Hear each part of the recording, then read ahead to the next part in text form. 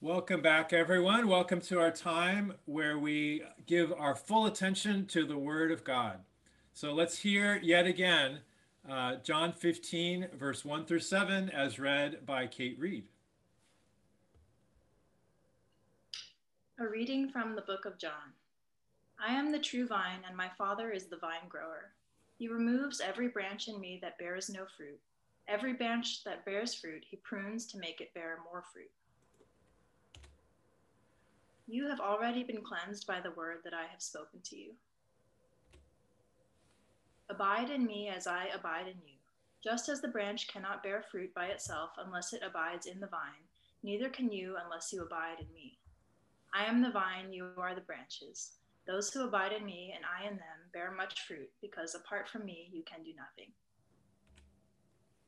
Whoever does not abide in me is thrown away like a branch and withers. Such branches are gathered, thrown into the fire, and burned. If you abide in me and my words abide in you, ask for whatever you wish and it will be done for you. This is the word of the Lord. Thanks be to God. Thank you so much, Kate. And welcome to, again, our time in the Word. Um, For those of you who are new, welcome. And we are in the middle of focusing on this week, like week after week, we're reading the same passage over and over again because we really feel like there's some kind of a deep message for us as we enter the late stages, as we enter, I guess, late stage pandemic. This picture of being connected to each other through Jesus as branches are connected to a trunk of a tree. And we've been thinking about how, this passage obviously talks about like a vineyard, but we've been thinking about other kinds of plants as well, whether they're bonsai trees or redwoods. And so we just feel like we're exploring together as a community somehow that word of being connected to each other through Jesus. We're connected to each other through Jesus. And in that connection, we experience both God's care and God's challenge. And so we just feel like, we got to get through this season somehow. And there's something in this word from John that is helping us get through. So we're going to keep pressing into that this morning. And last week, you may remember, we looked at the challenging way sometimes that God cares for us. We looked at the first couple verses, which talks about how the Father is this vine grower, and there's a way in which, in order to keep us thriving, to keep us fruitful, there's a sort of pruning that happens. And that's challenging to hear about, like, pruning. It's like, ooh, that's intimidating. But we've looked at ways in the pandemic that God has already pruned us and that's borne some good fruit. But we looked at sort of that challenge. It was an interesting passage because in some ways it's challenging because it's this pruning metaphor. Like that's not something you easily sign up for. And yet on the other hand, it's like strangely like you just let God do it to you. That's the Father. And then this week, we want to look at a different way God cares for us. We want to turn back to this phrase abide that we see in verses 4 and 5 here. And look at how many times this passage keeps coming back to this word abide. And I think it's important. It's so central to how we receive God's care. It's this word abide, which, is a word we don't use a lot, but it's a word that means remain or stay. Just stay with it. Stay with it. And even though I feel like, in some ways for a couple months now, I've felt like God has this word for our community, that there's something, if we can just learn what it means to abide, that will be our way of receiving God's care in this late pandemic season. And yet, I also confess that is a hard word for me. And I think it's probably not just me. I think it's maybe hard for all of us. And one reason that might be is because the word abide or stay and remain, compared to the dynamic picture of like pruning or cleansing, this is very like static. It's even kind of boring, right? Like, here's your key. Here's your spiritual key for receiving God's care. Just abide. Just stay. Just remain. Don't do anything. Just don't check out. And for me, like here's an example. I love nature, and I talk about redwood trees all the time. I'm going to do it again in this sermon.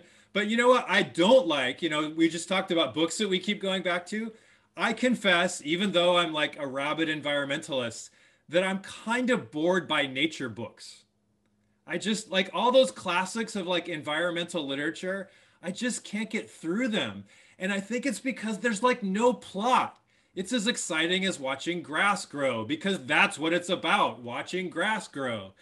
And I feel like this passage is a little bit like that.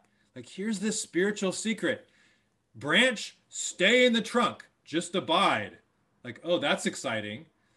For me, I'm a little more of a spiritual, I'm more of a thrill seeker. Like, recently, a good friend gave me a scooter. Like, this is not like, it's not like a full motorcycle, but it's not like, it goes like, it can go like pretty fast, but I haven't gone over 30, right? But I would say that just riding down the street with my helmet very safely, it's kind of a thrill for me. I'm like this 50-year-old like thrill seeker on my scooter going around. And I guess maybe that's true spiritually in some ways too. And so, I seek like spiritual growth and intensity and excitement. And so this passage comes to me and invites me to abide, to stay, to remain.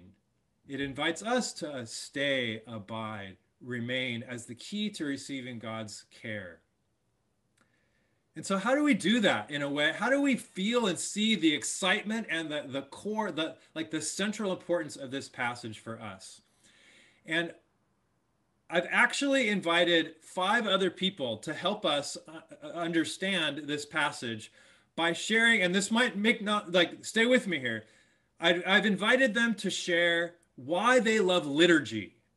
Why do they love liturgy? And they're going to define what liturgy is too. And after they share, we're going to come back and we're going to connect these two things. And I actually think that it will be very exciting. I think it will be very insightful and very helpful. As a real, somehow their love of liturgy will help us understand what it means to abide and how to receive God's care in that. So I would like to, I think now being spotlighted are all of our spiritual friends who can benefit from their leadership in liturgy. And so why don't I just begin now by just asking all of you to share, why do you love liturgy? Okay. You will hear some different ways to understand liturgy, but I would start off by saying it is public. Liturgy is communal. I like to think of it as a frame for the community to hear and to rehear the story of God. And the elements of liturgy are repeated. They aren't necessarily for novelty's sake. So it's regular. It's consistent. And I personally come to liturgy by the way of the Black church. I grew up in an all-Black Methodist denomination. And that was the only context I knew until college. And so my experience of liturgy in our worship services was never dry. It wasn't rote. I didn't know that liturgy was supposed to be boring because it was not my experience. One of my very favorite ways to understand liturgy was penned by Robert Weber. He was a theologian. He's no longer alive. But I love this quote. He says, "Worship praises the Father. Worship remembers the work of the Son. And worship invokes the presence of the Holy Spirit." And in my mind, there's a community. We, the community, are worshiping a community, the expressions of God, Father, Son, and Holy Spirit. And liturgy is good news to me because I know I'm going to hear from the Old Testament, which includes wisdom literature.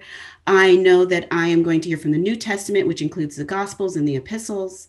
And that frame allows me to thoroughly remember God's work. And I've experienced this as people in my worshiping communities that I've been a part of have been able to faithfully persevere in the midst of challenges. They've been able to rejoice because of the perspective of God's work in us. The other good news about liturgy is we don't get to censor out the things we don't understand. We don't get to censor out the things we don't like from scripture. That frees me from being bound to my feelings on any given day. I can be honest with God. I'm like, I don't get this. I really don't like it. But the structure helps me from going off into my own thing only, because as I see God's work in me and through others, through the ages, it reminds me that God is at work, calling me to be the person that he's calling me to be, to do some things. And I would like to end by just saying liturgy is a beautiful frame for the work of God. God's work can never be contained, but it's a container that we can experience and express.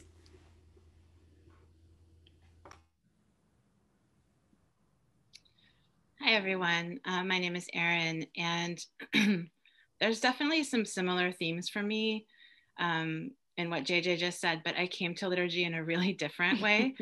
So I have been going to church since before I could choose to go to church. My parents brought me when I was a baby. But the church that I grew up in until I was in my 20s was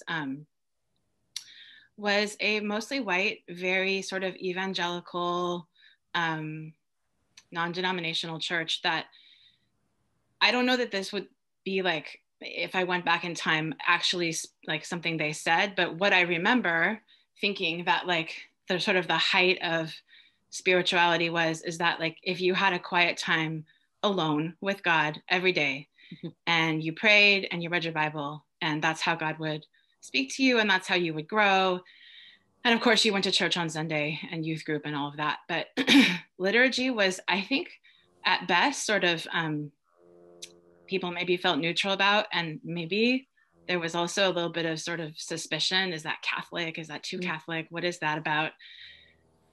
And so I came to liturgy much later in life, probably well into my 30s. And I will say that one thing that I deeply, deeply appreciate about praying a liturgy is the sense of, similar to what JJ said, the communalism across the world, knowing that, there's nothing wrong with, of course, praying on your own, but these words that you're praying and these scriptures that you're praying are being prayed across the world by communities and people of all races, of all different, all kinds of countries, everywhere, and that you're part of that. You're choosing to be part of that, which for me is actually a really important choice against the individualism of the white American church, where it's just me and I can just go off and be godly by myself.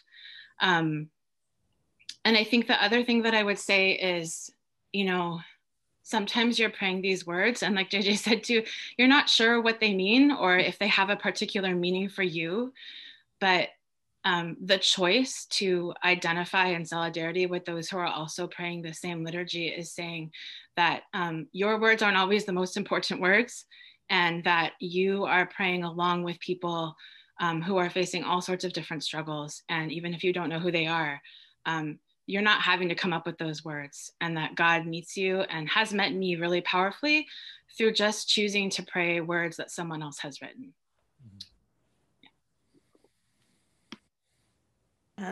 I also have a very different journey to liturgy than these two. I didn't grow up in any church at all or with any kind of formal religion. So CWOW is actually not only my church home, but it's like my first home. It's the first time I've been a part of a church. And I didn't even know like that there was liturgy happening. I mean, there is liturgy happening at CWOW, but I just didn't know until I actually was engaged with something that felt so different than the everyday. And that actually happened on an Ash Wednesday morning service where we used the Book of Common Prayer, the liturgy from that. And it was such a unique experience for me. I hadn't ever done anything quite like that. And it really spoke to something in me, just to pray these prayers and scriptures and songs that were written by who knows who so long ago, and could feel, as Erin and JJ said, a sense of belonging to something much larger than myself. And so I explored the Book of Common Prayer a little after that. I prayed it pretty regularly with some other folks in our church and have actually used it on my own, but even on my own, feeling a sense of that communal nature. And I think the reason why I was so drawn to it, as like probably a lot of you, maybe just even being in the United States, I'm pretty performative. Like in my job, I'm like always thinking like, am I doing enough? Am I excelling? Am I impressing? Am I doing the right thing? And I can bring that same problematic sort of posture to my spirituality. And so something like liturgy is incredibly liberating. It frees me up from those questions because I am not working, God is working. God is working upon me in that moment. And just being present to the scriptures and the prayers has this very deep connection with God and with Jesus. So that's the first thing. I'm going to do a little add-on too, because probably many of you know, I am one of the Eucharist ministers. And the liturgy of the Eucharist is something I just really, really love and resonate with. And I think the reason why is because it's something we do every week. We always know it's going to happen. And it has almost nothing to do with how I'm feeling. I could be joyful. I could be grieving. I could be feeling surly. And it doesn't matter. The table is there. The elements are there. And God invites me in and is generous to me no matter what's happening for me. So that's why I love liturgy. My name's Loretta, and liturgy, as JJ was saying, can be repetitive. And as Gary had said, oh, give a little, like, how did you come to liturgy? And I was like, actually trying to remember, like, when did I first get into it? And I am like not 100% sure, because it's all like, it's layered on again and again. Every time you do it, it layers on another layer. I do know that I did it very consistently when I was in the Peace Corps in Zambia, and that Sharon actually gave me a little kit where I had an icon and incense, and then this Christian prayer, which is actually the Catholic liturgical prayer book, which includes, it's the Liturgy of the Hours. It includes like for prayers for 5 different times of the day. And then there's also the Liturgy of the Readings. And anyway, so I started with that, and I was doing it quite consistently, and I've done it on and off kind of since then. And I was like in my late 20s when I started in the Peace Corps. But recently, for the last, 10 years or so, Erin and I have always done Phyllis Tickle's liturgy for Christmas, of Advent and Christmastide. And we started with just morning prayer, then we added the morning and the evening. And we also we have these books of readings for Advent. And especially in this season that has felt, and in many ways, my time in the Peace Corps was very isolated and lonely. And I think in this pandemic time, it's been very, there's been times of real isolation and loneliness.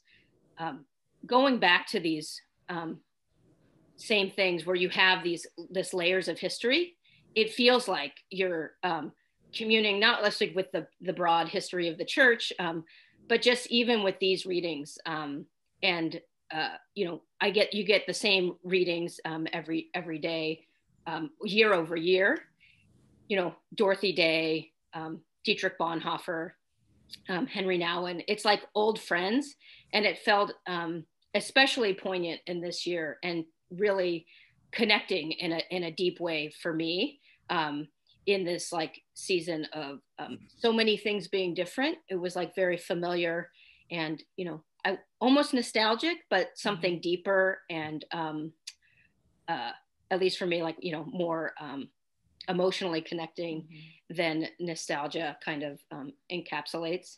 And we often do have an icon or a religious picture. And I mean, if you were around, whatever, in Advent, when I talked about icons, I have like a rich history with them. And it's just been especially in this year, I felt like it was like a really powerful and connecting way to engage with my spirituality, all my, my friends and family in the church and in the liturgy and in history too.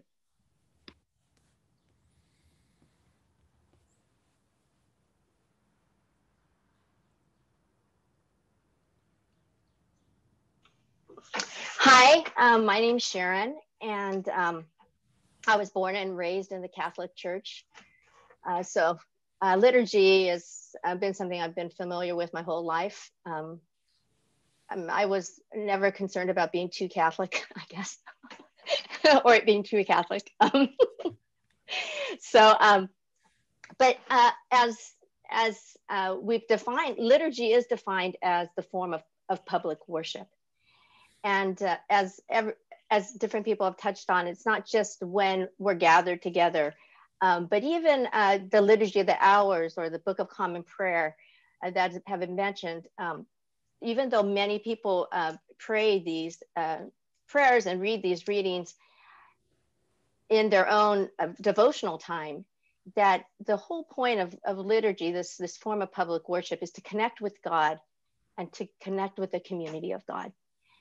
And so just as everyone's mentioned, that there's this communal aspect to liturgy as we worship God. And the thing that I love about it is that it's been crafted over the whole history of the church.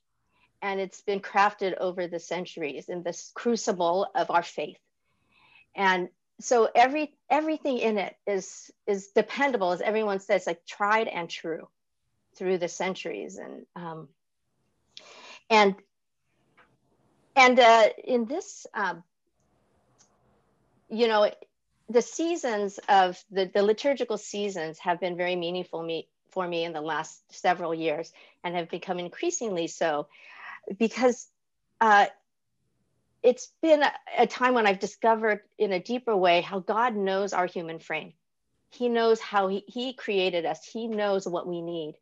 And when we go through times of our lives, or even this every year, that he knows that we can't always be contemplating these profound mysteries of our faith. We can't always be in a time of preparation. We can't always be in a time of celebration. We can't always be in a time of sorrow and the state of the world. And so there's these seasons that the liturgy invites us into, to experience that in a deeper way. And again, like everyone says, we don't have to make it up for ourselves, but this has been crafted over years and been practiced over centuries, and has been found to be deepening, deeply connecting to God and deeply connecting to each other.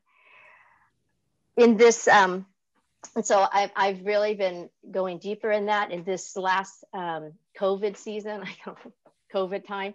The liturgical seasons of the year have been really important to just demarcate the rhythms of God in my life.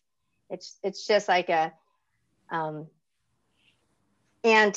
they're so important to mark times that are ending and beginning discreetly, that deepen my faith.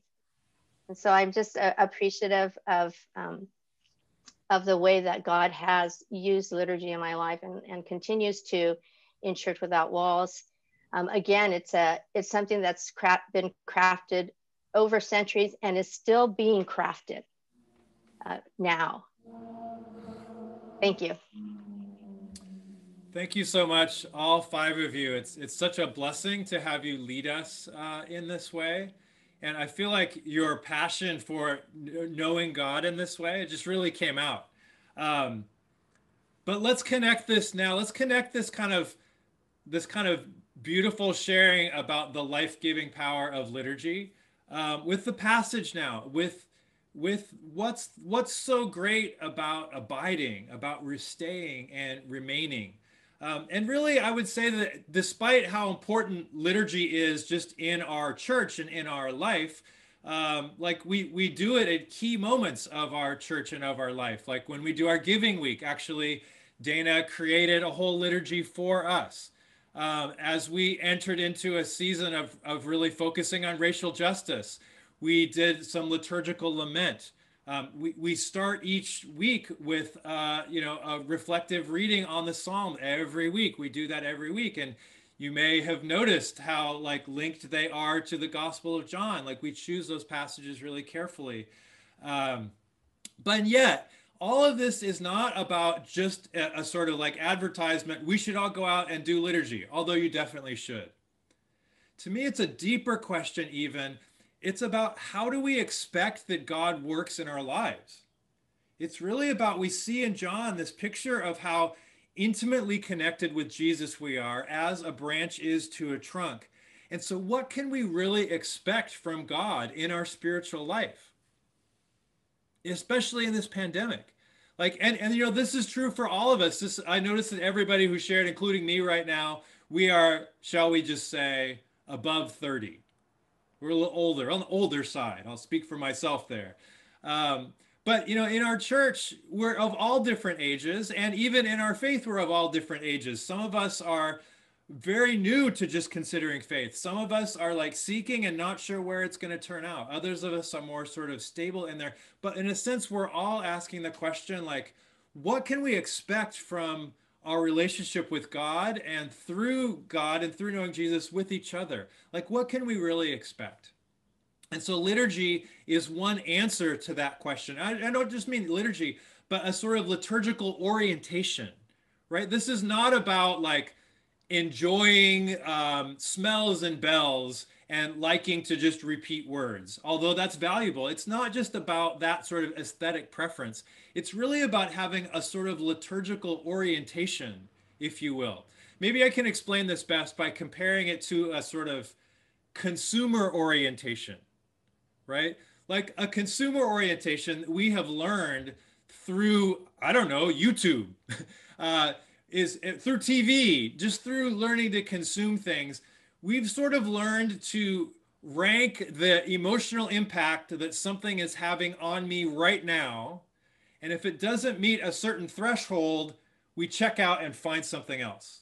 You know, it's the old flipping channel things, or it's the it's the clicking, you know, it's when you get sucked into the internet rabbit hole and you click on this and that, and you follow your clicks based on whatever little adrenaline jolt you get, right? Can anyone relate to this at all?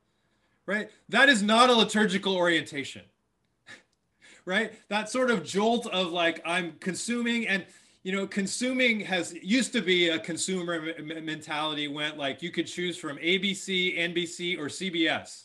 And you'd fight with your family on the one TV about which of the three, but that was still a consumer orientation.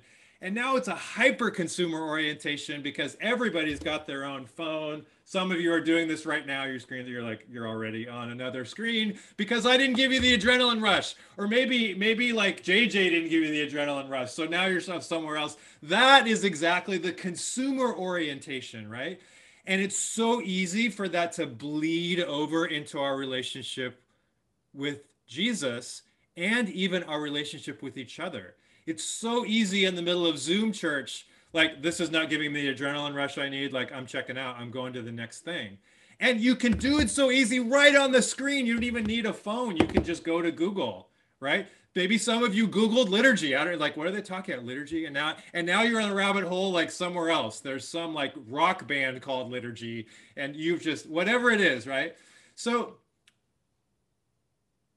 a liturgical orientation is so different from a consumer orientation, because a consumer orientation, a liturgical orientation is much more about abiding.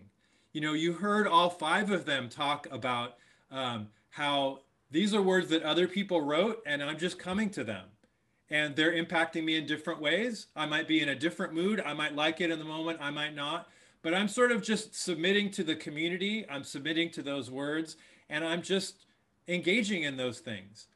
And like Sharon mentioned, we do this throughout the seasons of the year over and over and over and over again. Like, we're about to enter Lent. And in Lent, that will be a liturgical season. We will do Lent things in Lent, and we'll do them together because that's what we do. And that is part of what it means to have a liturgical orientation.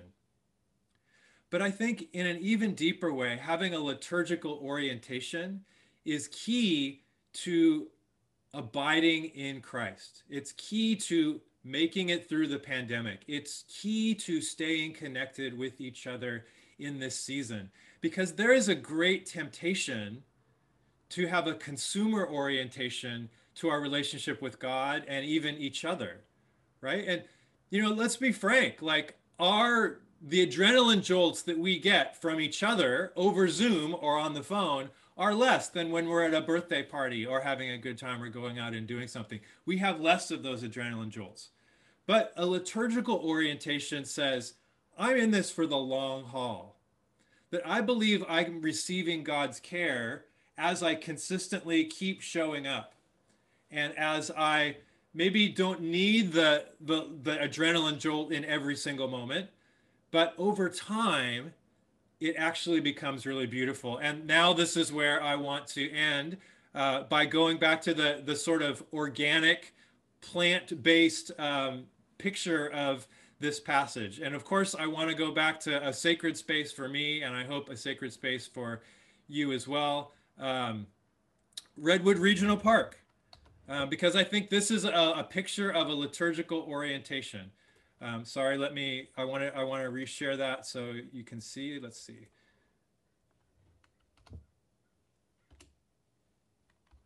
And sorry, I am sharing with you now. It's a picture I took just a couple weeks ago. And I don't know if you know this, but Redwood Regional Park, just in Oakland there,